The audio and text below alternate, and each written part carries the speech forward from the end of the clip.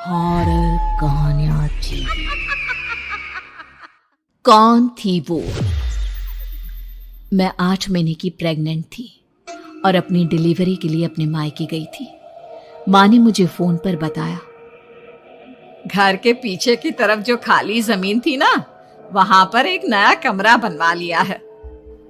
इतने सालों के बाद जैसे ही अपने घर में कदम रखा, कुछ अलग सा लगा। माँ, ये घर के पीछे की तरफ नया कमरा बनवाने की क्या जरूरत थी? अरे बेटा, घर के पीछे दूर दूर तक खाली जमीन है। तेरे पापा को कई दिनों से लग रहा था कि यहाँ पर एक कमरा बनवा लेंगे तो ताजा हवा मिल जाया करेगी। अब तो ये सब छोड़ और चल जल्दी से दूध पी ले। माँ, मैं थोड़ी देर में पी लूंगी, आप सो जाओ। मैंने दूध का गिलास उठाकर उस खिड़की में रख दिया। पता नहीं कब आंख लगी, अचानक से खिड़की के पल्लों के खड़कने की तेज आवाज आई। दूध का गिलास धड़ाम से जमीन पर आ गिरा। जमीन पर गिरते ही दूध का रंग लाल हो चुका था। मैंने खिड़की से झांक कर बाहर देखा। चारों तरफ धूप अंधेरा था। उस अंधेरे की तरफ से कुछ आवाजें आ रही थी, जैसे छोटे बच्चे आपस में खिलखिलाकर मस्ती कर रहे हो।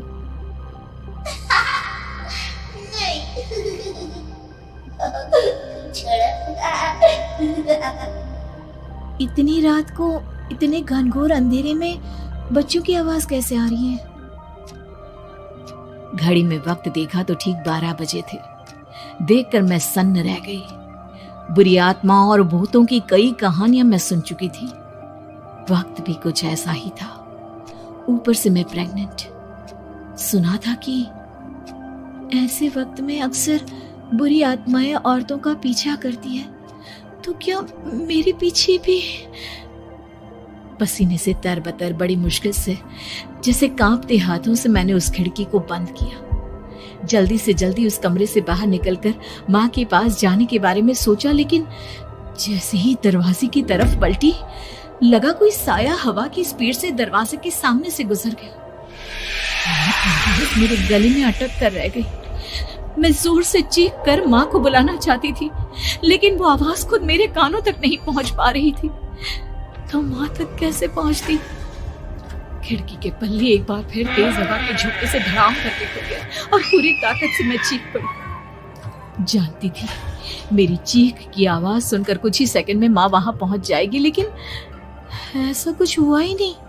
मेरा कलेजा डर के मारे फटा जा रहा था। आखिर माँ ने मेरी आवाज क्यों नहीं सुनी? इतनी गहरी नींद में तो माँ कभी नहीं सोती। ठीक पीछे खुली हुई वो खिड़की।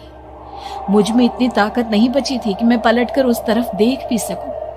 हवा का एक सनसनाता हुआ झोंका उसी वक्त मेरे कानों से आकर टकराया। लगा जैसे किसी ने दबी हुई आवाज में धीरे से मुझसे कहा, चली जाओ यहाँ से। मैंने दोनों हाथ अपने कानों पर रख लिए और एक बार फिर ताकत लगाकर जोर से चीखने की कोशिश की।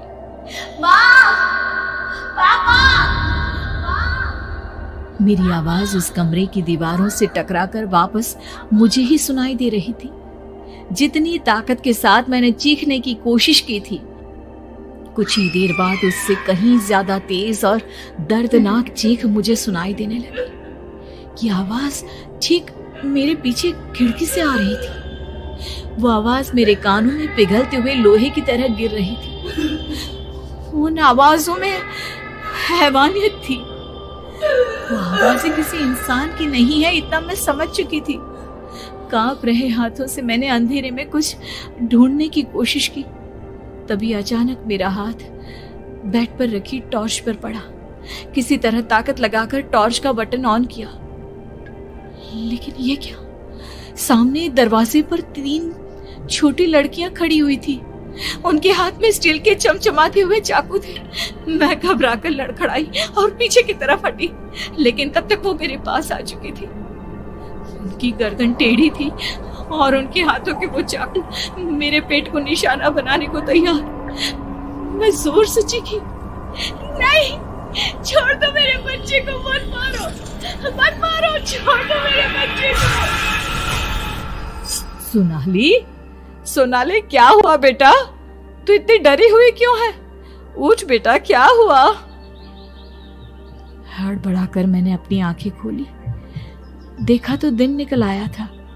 माँ मुझे जगा रही थी। मेरा चेहरा पूरा पसीने से लथपथ था। क्या हुआ बेटा, तुमने कोई बुरा सपना देखा क्या? मैं अभी तक अपने पूरे होश में नहीं थी। वो मेरे बच्चे को मार देगी माँ।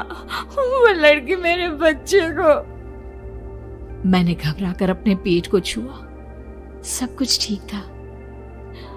और वो दूध जो रात को यहाँ पर गिर गया था, उसका रंग लाल हो गया था। माँ ने हंसते हुए दूध का गिलास मुझे दिखाया। तुमने दूध पिया ही नहीं, पूरा का पूरा ऐसे ही रखा हुआ है। तुमसे कहा था ना सोनाली, सेहत के लिए लापरवाही ठीक नहीं बेटा। लेकिन मैंने तो सब कुछ अपनी खुली आंखों से देखा था। ये सपना कैसे हो सकता है?